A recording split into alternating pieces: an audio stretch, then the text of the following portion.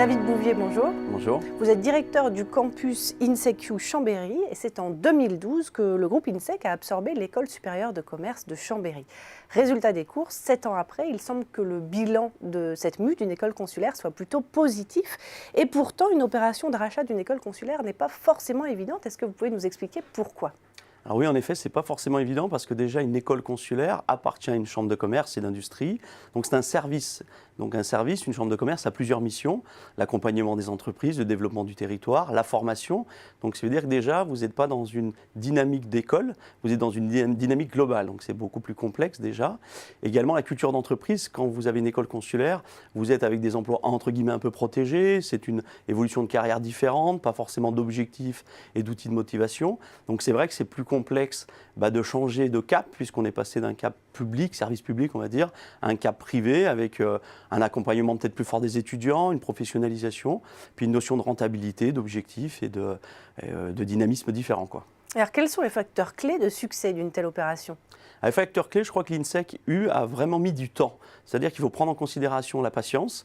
Catherine Lespine, la directrice générale de l'INSECU, a essayé, a tenté aussi d'aller dans une voie, nous emmener dans des directions. Ça n'a pas marché au début, ça a marché ensuite puisqu'on a revu les choses. Donc la patience est l'un des facteurs clés de succès. C'est vraiment l'appréhender. C'est aussi de se dire que la culture d'entreprise est totalement différente. Donc c'est commencer à donner la direction, informer, former. C'est ce qu'a fait l'INSEC. C'est vraiment une présence forte. Et puis je dirais aussi faire confiance aux équipes qui ont été mises en place, puisqu'on a quand même changé l'organisation. Donc c'est vraiment faire confiance, donner la main, mais ensuite la lâcher pour pouvoir garder l'autonomie du campus. Et alors quels conseils vous donneriez à d'autres qui veulent réussir une telle opération ? Le conseil déjà, c'est d'appréhender le changement. C'est-à-dire qu'il y a une conduite du changement très importante, puisque vous allez passer d'une culture complètement différente, et dans une entreprise, je crois que c'est primordial. Après, je donnerais comme conseil de changer les hommes. Donc, je pense que c'est important. Vous pouvez, selon moi, pas passer d'une école consulaire à une école privée avec les mêmes personnes, puisqu'il y a quand même un changement, un choc de culture.